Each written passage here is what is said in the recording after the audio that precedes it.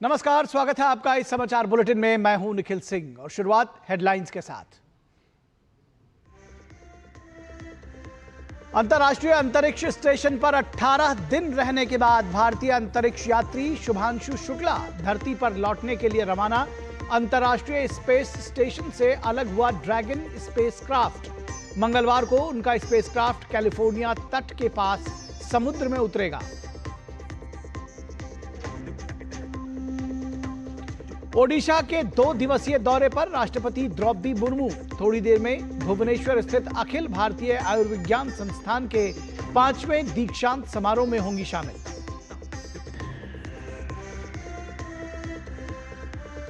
विदेश मंत्री doctor S Jaishankar Beijing में चीन के उपराष्ट्रपति हुआन झेंग से मिले। एससीओ की अध्यक्षता के लिए चीन को भारत के समर्थन का जताया भरोसा। कैलाश मानसरोवर यात्रा बहाली की भी सराहना। जनवरी 2019 के बाद महंगाई दर सबसे निचले स्तर पर पहुंची। जून महीने में खुदरा महंगाई दर 2.1% के स्तर पर, थोक महंगाई दर भी 20 महीने के निचले स्तर पर। और अमेरिकी राष्ट्रपति डोनाल्ड ट्रंप ने यूक्रेन को पैट्रियट एयर डिफेंस मिसाइलें देने का किया ऐलान। क्रेमलिन का पलटवार, कहा कीव को अमेरिकी हथियार और गोला बारूद की आपूर्ति है जारी।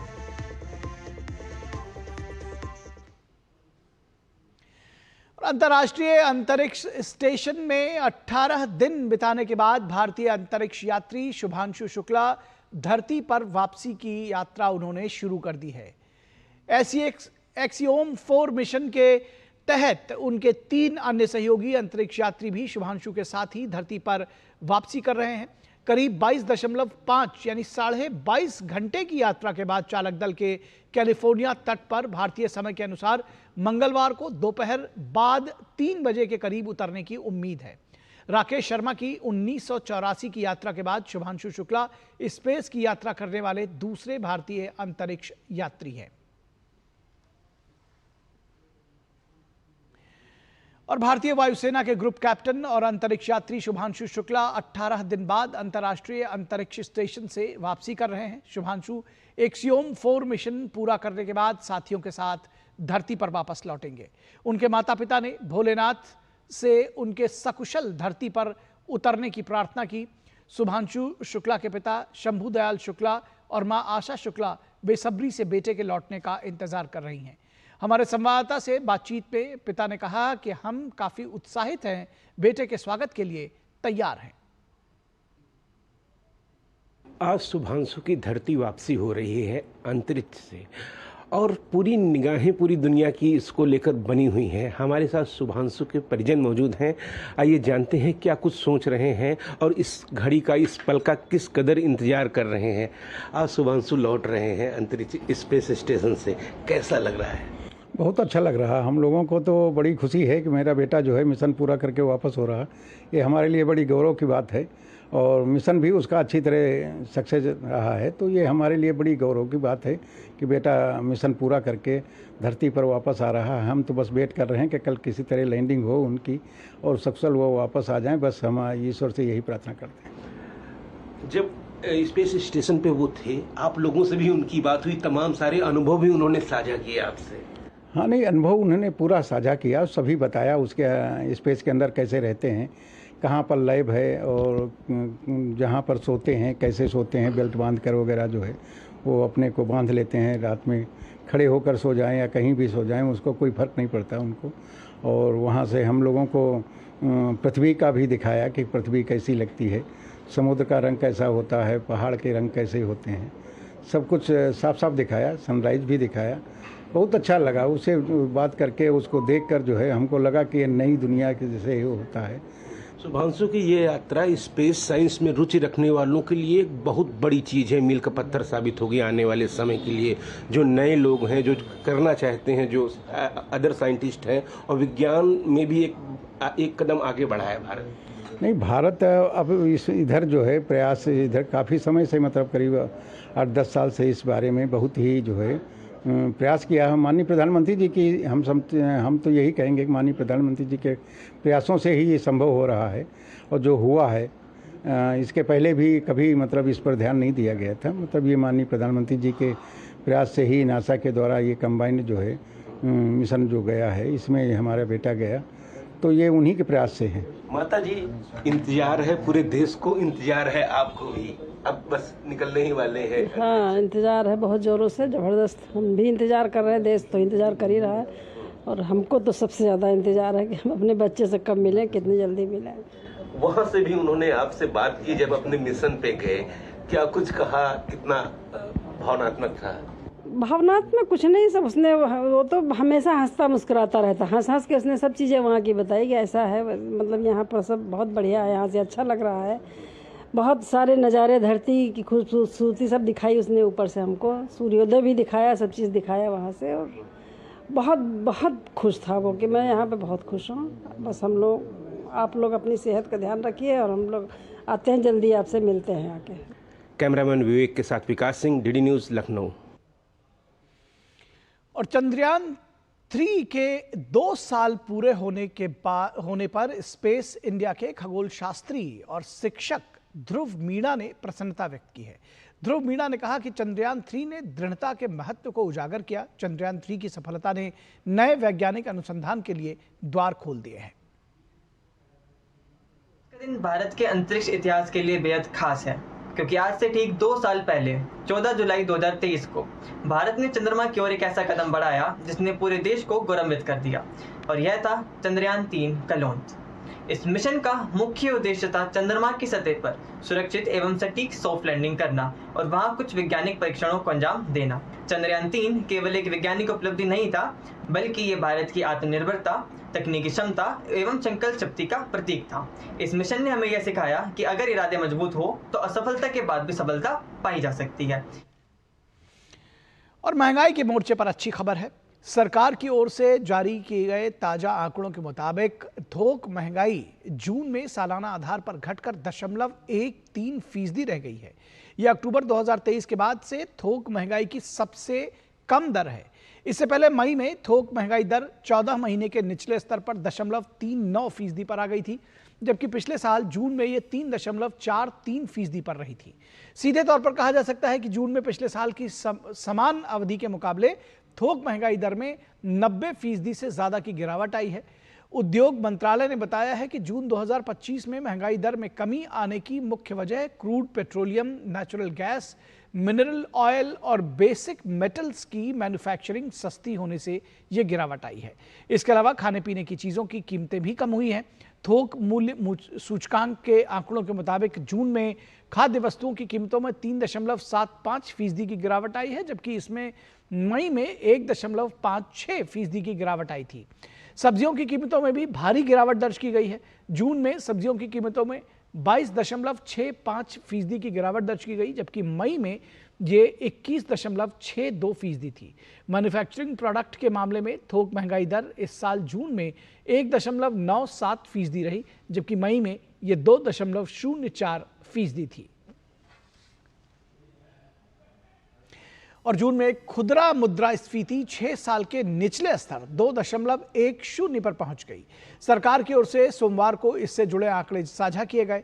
आंकड़ों के अनुसार जून में खुदरा मुद्रास्फीति कई वर्षों के निम्नतम स्तर 2.1% पर पहुंच गई है।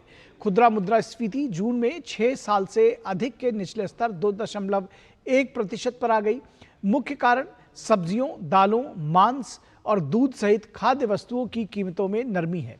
उपभोक्ता मूल्य सूचकांक आधारित मुद्रास्फीति मई में 2.82% और जून 2024 में 5.08% थी। और आयकर विभाग द्वारा प्राप्त आंकड़ों के मुताबिक करदाताओं को रिफंड मिलने में पहले की तुलना में आसानी हुई है। साल 2013 में जहां रिफंड वापस मिलने में 90 दिनों से ज्यादा का वक्त लगता था, वहीं 2024-25 के लिए औसतन 17 दिनों में आयकर करदाताओं को रिफंड उनके बैंक अकाउंट में जमा कराया जा रहा है। मतलब साफ है कि आयकर रिफंड मिलने के समय में अब 81% की गिरावट आई है। आंकड़ों के मुताबिक साल 2013-14 में करीब 83,000 करोड़ रुपए के रिफंड जारी किए गए, जो 2024-25 में बढ़कर के 4.76 लाख करोड़ रुपए पहुंच गए, जो बीते 10 वर्षों में ये 474% की बढ़त है। इनकम टैक्स रिटर्न को दाखिल करने में आयकर विभाग की ओर से जारी सुविधाओं में से करदाताओं को काफ़ी मदद मिली है। वहीं कुल डायरेक्ट टैक्स कलेक्शन भी 274% बढ़कर 27 लाख करोड़ रुपए तक पहुंच गया है, जो कि साल 2013-14 में सिर्फ 7 लाख करोड़ रुपए था। और भारत सरकार के युवा कार्यक्रम एवं खेल मंत्रालय द्वारा विकसित भारत के लिए नशा मुक्त युवा विषय पर आधारित एक 2 दिवसीय राष्ट्रीय चिंतन शिविर का आयोजन 18 से 20 जुलाई 2025 तक वाराणसी के रुद्राक्ष इंटरनेशनल अंतर्राष्ट्रीय सहयोग एवं सम्मेलन केंद्र में किया जाएगा। देश भर के 100 प्रमुख आध्यात्मिक संगठनों की युवा शाखाएं मिलकर इसमें भाग लेंगी। इस शिविर में कुल 500 प्रतिभागियों को शामिल किया जाएगा।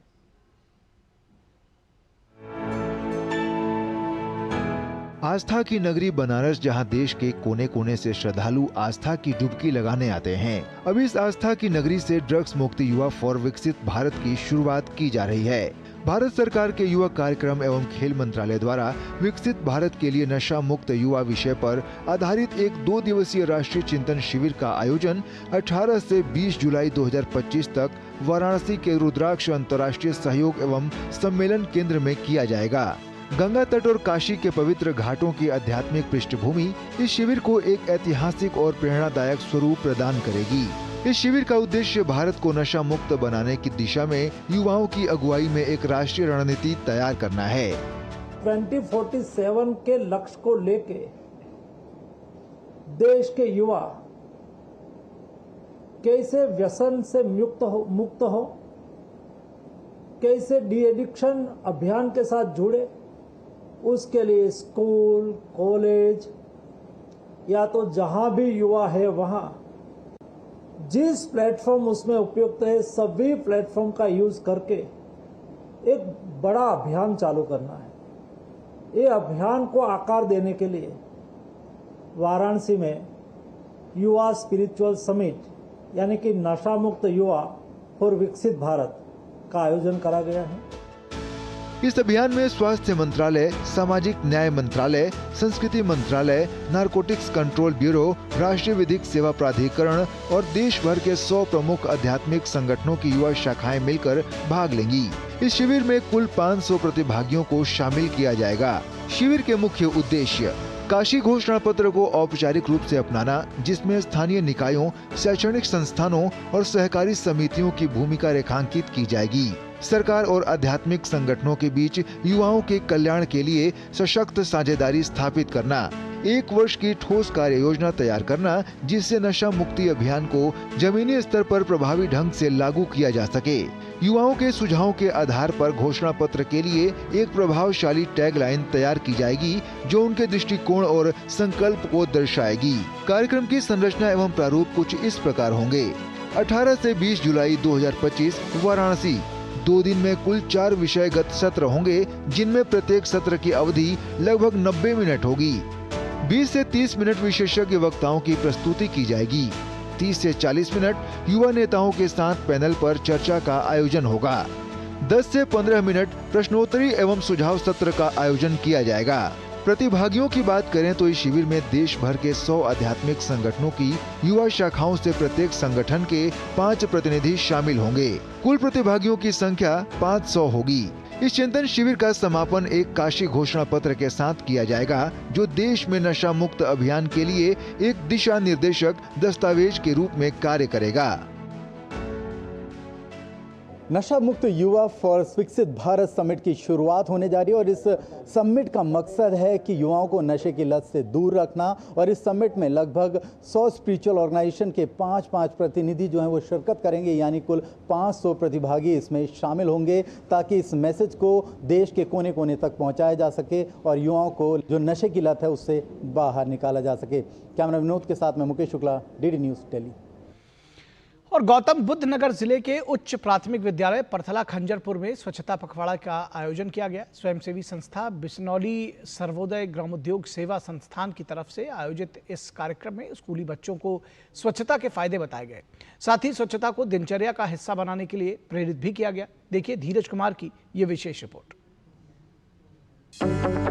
उत्तर प्रदेश के गौतम बुद्ध नगर जिले के उच्च प्राथमिक विद्यालय परथला खंजरपुर में स्वच्छता पखवाड़ा का आयोजन किया गया। आयोजन में छोटे छोटे बच्चों ने स्वच्छता के संकल्प लिए। ऊंची उड़ान का ख्वाब लिए इन बच्चों को स्वयंसेवी संस्था बिश्नौली सर्वोदय ग्रामोदय सेवा संस्थान की तरफ से स्वच्छता के गुण सिखाए गए।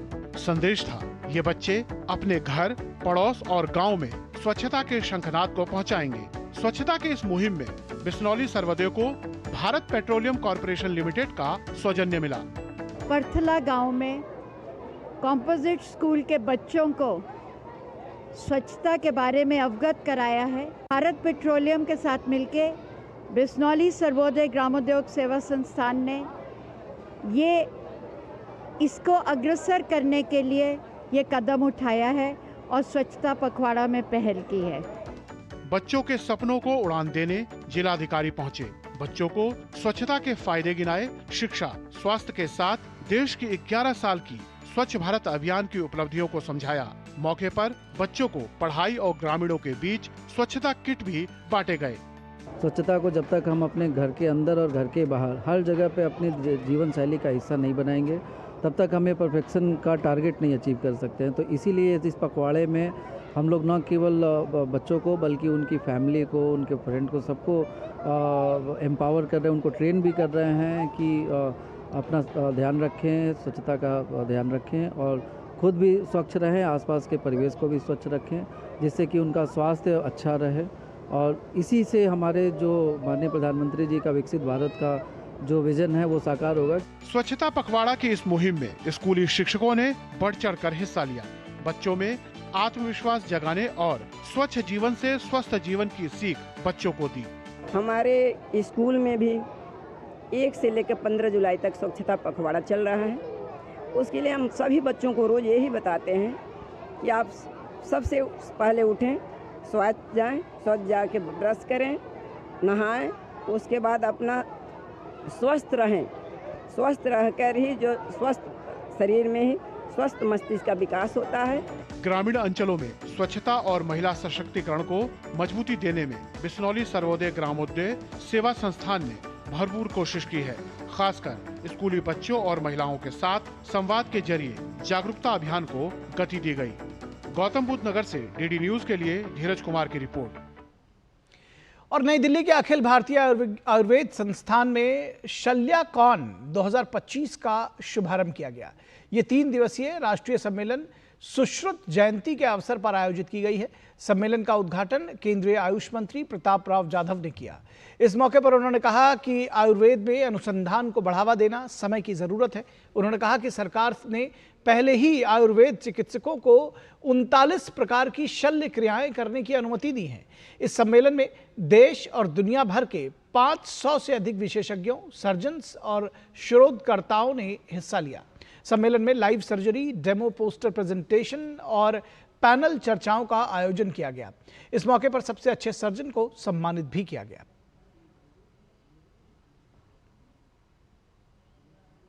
जब एक भारत श्रेष्ठ भारत की बात करते हैं तो प्राचीन पद्धतियों की पुनर्जीवित करने और उन्हें वर्तमान में स्वास्थ्य चुनौतियों का समाधान करने की दिशा में काम करना सबसे पहले आता है।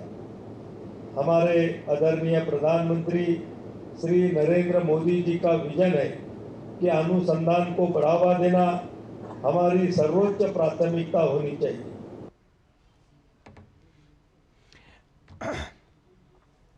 और भारत ने स्वच्छ ऊर्जा की दिशा में एक लंबी छलांग लगाई है। केंद्रीय नवीन एवं नवीकरणीय ऊर्जा मंत्री प्रहलाद जोशी ने इसके लिए प्रधानमंत्री नरेंद्र मोदी के दूरदर्शी नेतृत्व की तारीफ की है।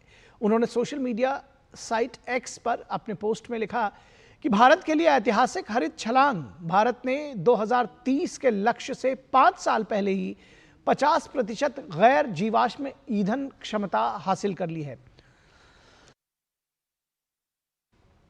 प्रधानमंत्री नरेंद्र मोदी के दूरदर्शी नेतृत्व में एक अहम जलवायु प्रतिबद्धता पूरी हुई है।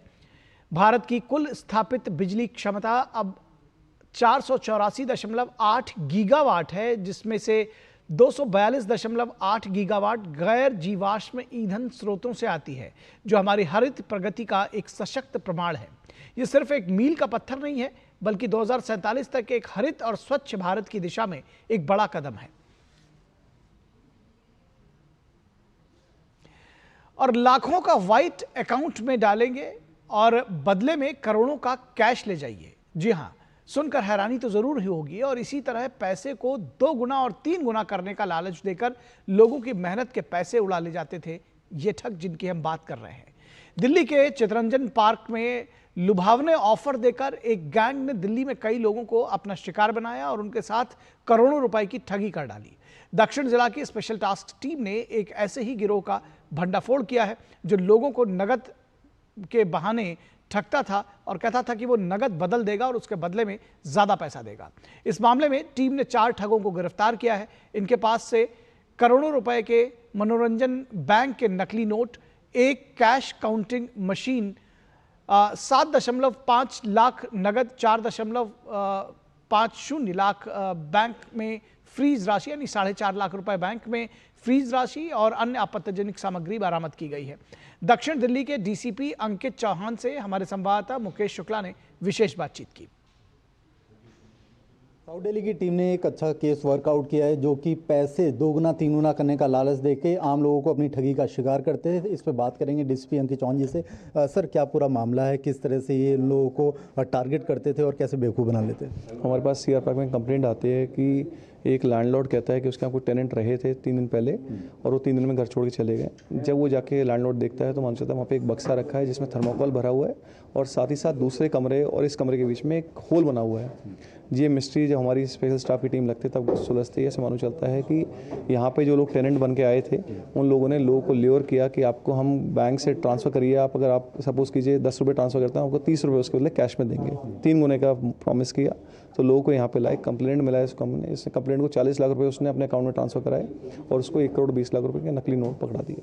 तो ये लोग कहाँ से पूरा सिंडिकेट चलाते थे और कौन कौन लोग इसमें शामिल थे? इनका किंगपिन कौन था? इसमें टोटल 4 लोग हमने अरेस्ट किए। इसमें असगर नाम का एक आदमी जो मुंबई का रहने वाला है, 5 ही पास है, वो इसका किंगपिन है और इसके ऊपर भी चेन है जो हम फर्दर काम कर रहे हैं। ये लोग मार्केट में जाके लोगों को ल्योर करते हैं कि आपका अगर आपके पास कैश बैंक में अकाउंट में पैसा है तो हम उसको 3 गुना आपको कैश दे सकते हैं। इस बहाने लोग ल्योर होकर आ जाते हैं, चीटिंग हो जाती है। तो जिन लोगों को ये अपना शिकार बनाते थे उनका आइडेंटिफिकेशन कैसे करते थे? इनका कैश है या उनको अप्रोच कैसे करते थे? इनके मार्केट में कुछ लोग हैं जो साथ में पूरा चेन चल रहा है, उस पर हम काम कर रहे हैं। वो लोगों को ल्योर करके लाते हैं यहाँ पे। और जिनके अकाउंट में इन्होंने पैसे लिए हैं उनके बारे में क्या जानकारी मिली? इसमें मालूम चला है कि जिनको अकाउंट में ट्रांसफ़र करते हैं उसको 30% कमीशन लोग ऑफर करते हैं और उसके बाद उनको भी ऐसे ही ल्योर करके अब 30% आपको कमीशन मिलेगा, आप हमें अपना अकाउंट यूज़ करने दीजिए, तो फिर फर्दर उसका अकाउंट यूज़ करते हैं। बहुत शुक्रिया हमसे बात करने के लिए। कैमरा अनिकेत दुबे के साथ मैं मुकेश शुक्ला, डीडी न्यूज़ दिल्ली। और अब बात श्रद्धा की, भक्ति की। सावन का आज पहला सोमवार है। आज हर शिवालय और ज्योतिर्लिंग में हर हर महादेव और बम भोले जैसे जयकारे गूंज रहे हैं। हम आपको दिखा रहे हैं देश भर के शिवालयों और ज्योतिर्लिंगों की कुछ अद्भुत तस्वीरें, जहां आज सुबह से ही शिव भक्तों की भीड़ उमड़ रही है। उज्जैन स्थित महाकालेश्वर मंदिर में भस्म आरती की गई। वैद्यनाथ धाम में शिवलिंग की विशेष पूजा अर्चना की गई। भोले शंकर की बात हो और काशी का जिक्र हो, ऐसा हो नहीं सकता। ऐसे में वाराणसी में यानी काशी में पवित्र श्रावण माह के पहले सोमवार के अवसर पर श्री काशी विश्वनाथ मंदिर में मंगला आरती की गई। वहीं राम की नगरी अयोध्या में नागेश्वर नाथ मंदिर में अनुष्ठान किए गए। शिव जी का प्रिय सोमवार का दिन बहुत विशेष माना जाता है। मानता है कि जो भक्त सावन के प्रत्येक सोमवार को श्रद्धा से व्रत रखकर भगवान शिव की विधिवत पूजा करते हैं, उन पर शिव की विशेष कृपा रहती है। शिवलिंग पर दूध, जल, बेलपत्र, धतूरा, भांग, पुष्प आदि अर्पित कर भक्त भोलेनाथ की आराधना करते हैं। जलाभिषेक और रुद्राभिषेक के साथ शिव भक्तों की ओर से महामृत्युंजय मंत्र का पाठ भी किया जा रहा है।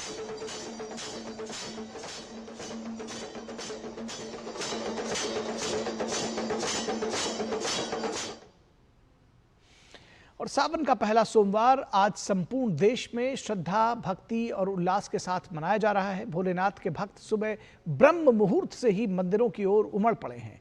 हर तरफ बोल बम और हर हर महादेव के जयकारों से वातावरण भक्तिमय हो गया है।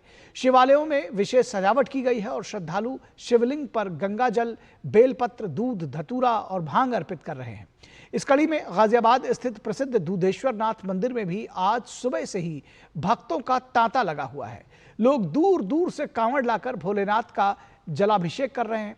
मंदिर प्रांगण में सुरक्षा के विशेष इंतजाम किए गए हैं और सेवा समितियां भक्तों को जल, प्रसाद और प्राथमिक चिकित्सा जैसी सुविधाएं उपलब्ध करा रही हैं। सावन के इस पवित्र सोमवार को लेकर भक्तों में विशेष उत्साह है।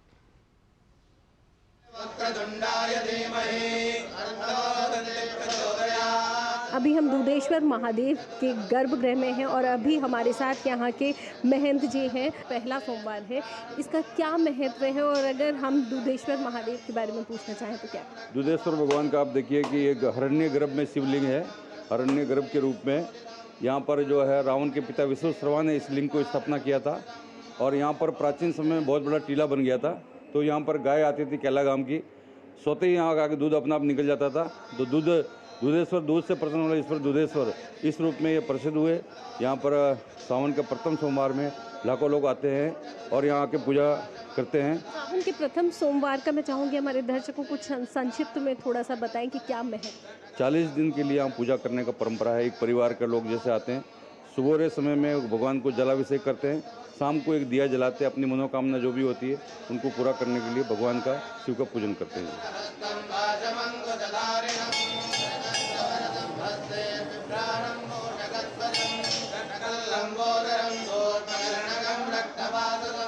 सावन का पहला सोमवार है तो हम भी सुबह से लाइन में लगे रहते हैं। आज दर्शन हो गए भगवान जी के। सुरक्षा के सारे प्रबंध किए गए हैं। पर्याप्त मात्रा में यहाँ पर जो हमारा सिविल फोर्स है वो भी तैनात किया गया है। साथ में पीएसी के भी हमारा रिजर्व फोर्स हमारे पास में है।